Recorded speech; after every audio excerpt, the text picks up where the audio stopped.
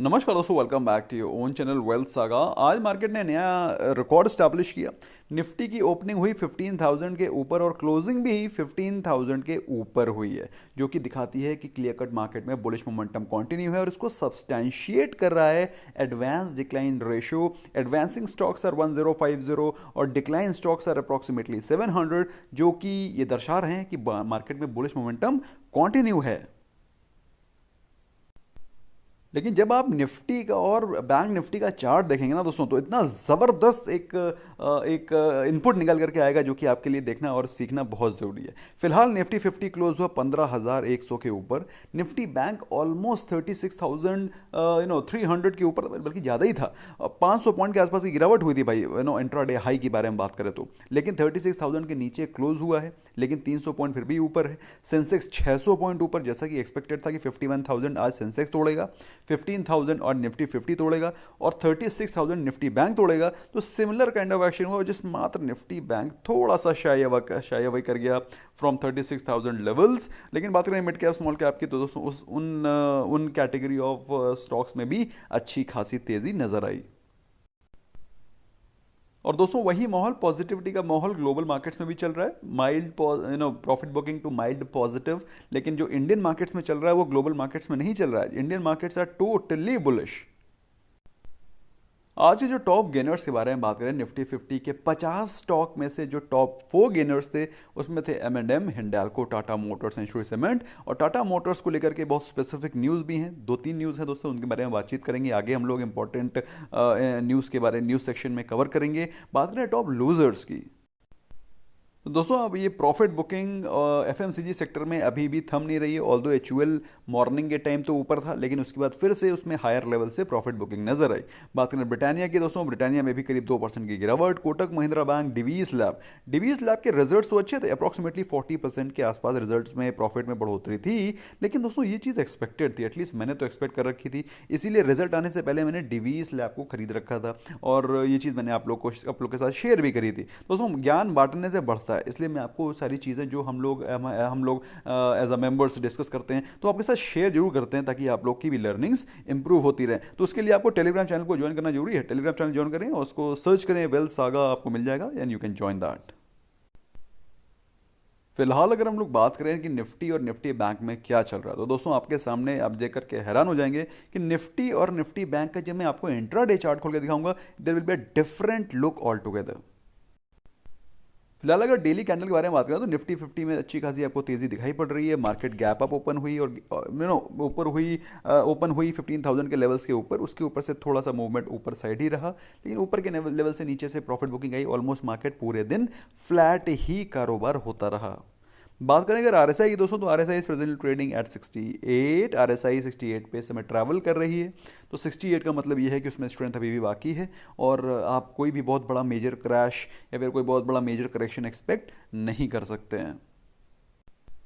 तो दोस्तों ये है निफ्टी 50 का इंट्राडे चार्ट। अब इंट्राडे चार्ट में आपको क्या दिखाई पड़ रहा है कि बजट सेशन के बाद मार्केट में बुलिश मोमेंटम बहुत ज़बरदस्त कंटिन्यू है। कल के दिन, that is special trading session के दिन, मार्केट में गैप अप ओपन हुई। गैप अप ओपन होने के बाद मार्केट में ऑलमोस्ट फ्लैट कारोबार होता रहा और वहीं पर क्लोज हो गया।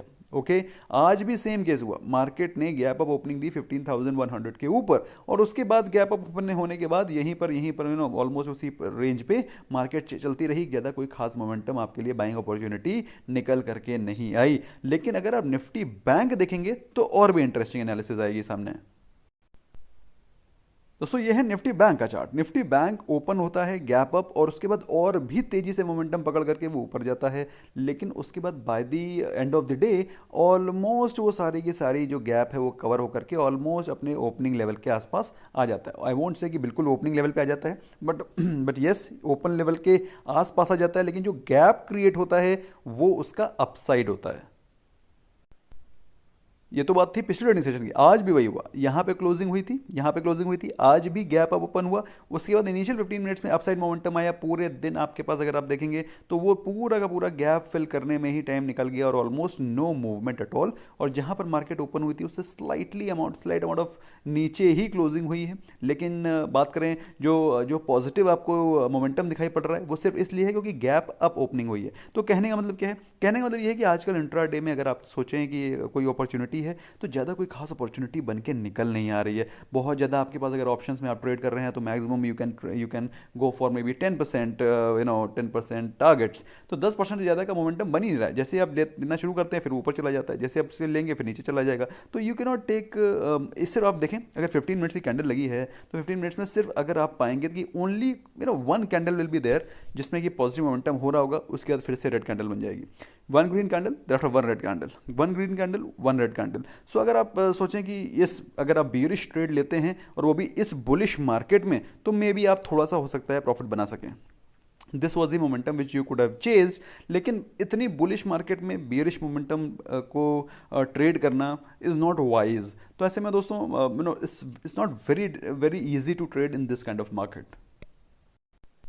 If it is not that easy so it is not that difficult also. इतना डिफिकल्ट भी नहीं है, लेकिन येस आपके टारगेट्स आपके छोटे टारगेट्स होने चाहिए। आप सोचिए कि अगर आपको 100% आपको अगर हर दिन मिल जाएगा तो 100% डेली मिलना मुश्किल है। मेरे हिसाब से 10% का पहला टारगेट लेकर के उससे आप निकल जाएं। I think this is what maximum you should expect from such kind of market, specially जब मार्केट इतना ज़्यादा रन अप कर चुकी हो। अच्छा दोस्तों, आज के दिन की गुड न्यूज़ के बारे में बात करें दोस्तों, आपको बता देना चाहता हूँ जो इंडियन मार्केट्स हैं, Indian stock markets, they have grabbed the 7th biggest position as far as global stock markets are concern. तो अगर दुनिया में हमारी इंडियन मार्केट्स के बारे में बातचीत की जाएगी तो आज की डेट पे 7th बिगेस्ट है। और जो हमारी टोटल मार्केट का टोटल कैपिटलाइजेशन है वो $2.7 ट्रिलियन हो गया।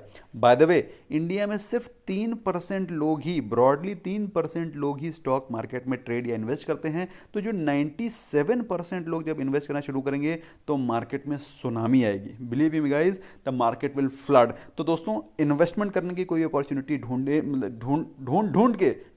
के इनको निकालें और उन्हें मिस मत करें। और उसके लिए सबसे ब्रह्मास्त्र मैंने आपको दे रखा है डिप्स पे बाय करने के लिए। WSG स्टार SIP, जो भी आपके पास लेफ्ट ओवर फंड्स होते हैं, जब भी डिप आए एक लॉट खरीद लिया। क्योंकि जैसा कि मैं बोलता हूँ हमेशा आपको कि इंडियन मार्केट्स को ऊपर ही जाना है। Indian markets are very aggressive markets, emerging market है। इमर्जिंग मार्केट में सबसे ज़्यादा पोटेंशियल वाली मार्केट है। टाटा मोटर्स आज 7% ऊपर इसलिए था क्योंकि टाटा में पॉजिटिव न्यूज़ ये थी कि चाइना की JLR की सेल्स हैं वो जंप करी हैं 25%, जिसके चलते टाटा मोटर्स 7% ऊपर था। इसके अलावा ये पॉजिटिव न्यूज़ ये थी कि टाटा सन्स ने 4% एडिशनल स्टेक टाटा मोटर्स में बाय किया है। अब जब कभी भी प्रमोटर का स्टेक बढ़ेगा किसी भी कंपनी में तो of course it will be consider very positive, जिसके चलते आज टाटा मोटर्स में अच्छी खासी तेजी नजर आई।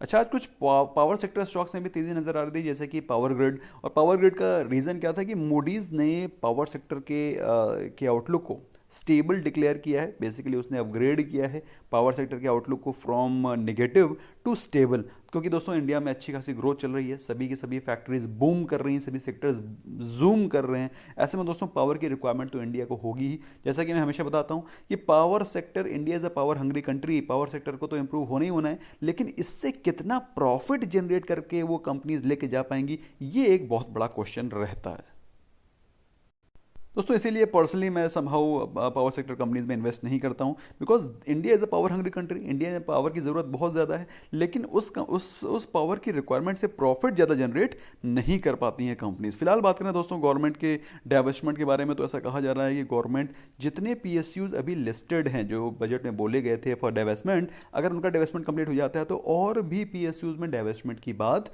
की जा सकती है, बढ़ाए जा सकते हैं, और भी होराइजन बढ़ाया जा सकता है PSUs का for divestment. Again a great news. अच्छा, M&M में दोस्तों पॉजिटिव न्यूज़ ये थी, काफ़ी सारी पॉजिटिव न्यूज़ थी। वैसे उनका मैनेजमेंट की पॉजिटिव कमेंट्री भी थी। इसके अलावा कंपनी ने बोला है कि job restructuring in US and Europe कर लिया है और कोई भी एम्प्लॉय कट नहीं कर रहे हैं for the Indian business. Again positive news. और डिफेंस मिनिस्ट्री का भी आज पॉइंट था कि गार्डन रीच शिपमेंट एंड मिश्र धातु, डिफेंस मिनिस्ट्री ने बोला है कि इन दोनों कंपनीज में जल्दी ही डाइवेस्टमेंट की बातचीत शुरू की जाएगी। तो दोस्तों अगेन पॉजिटिव न्यूज़, क्योंकि जब डाइवेस्टमेंट किया जाएगा तो प्राइवेट कंपनीज प्राइवेट पार्टनरशिप आएगी, जब प्राइवेट स्टेक बढ़ेगा तो इन कंपनीज की एफिशिएंसी भी फार बेटर इंप्रूव होगी।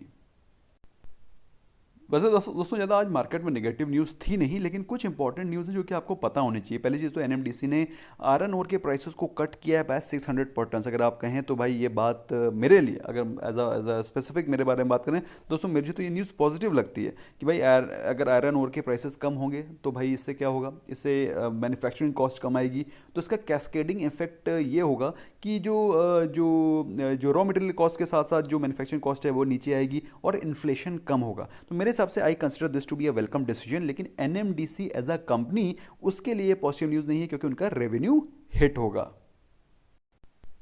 और सिमिलर काइंड ऑफ एक नेगेटिव न्यूज़ है एक और पीएसयू में जिसका नाम है एनटीपीसी। ऑल्दो इसके बारे में मैंने आपको मॉर्निंग में बताया था कि जो उत्तराखंड में फ्लड्स आए हैं उसमें अनफॉर्चुनेट जो इंसिडेंट हुआ है उसमें एनटीपीसी के भी कुछ डैमेजेस हुए हैं। ऑल्दो उन्होंने ये बात बोली है कि उनके जो भी डैमेजेस हुए हैं वो इंश्योरेंस से कवर्ड हैं, लेकिन दोस्तों जो लाइफ और प्रॉपर्टी का लॉस होता है that can not be recovered, चाहे जितना भी इंश्योरेंस आप करा लें। The thing which has gone, the life which has gone can not be recovered. So again I would urge you all to pray for Uttarakhand. I am well, मुझे बड़ा दुख होता है उत्तराखंड जैसे हमारे होली प्लेस को बीच बीच में इस प्रकार की न्यूज़ आती रहती हैं, but nevertheless things are like that only. Hills में ऐसा होता रहता है। फिलहाल दोस्तों निफ्टी बैंक आज 500 पॉइंट ऊपर के अपने डे हाई से नीचे गिरा, जो कि again not a very good news है, क्योंकि अगर जैसे ही मार्केट ऊपर गैप अप ओपन होती है वहाँ से प्रॉफिट बुकिंग आ जाती है, तो विच क्लियरली डिमॉन्स्ट्रेट्स कि मार्केट में आपको ज़्यादा बुलिश नहीं रहना है, डिप्स पे बाय करना है और इन्वेस्टेड रहना है। और जब भी मार्केट में मोमेंटम ऊपर जा रहा हो तो उसको चेज नहीं करना है। The most important thing is please do not chase the momentum, remember this and you will be benefited. That's all from my side, thank you so much, bye bye for now.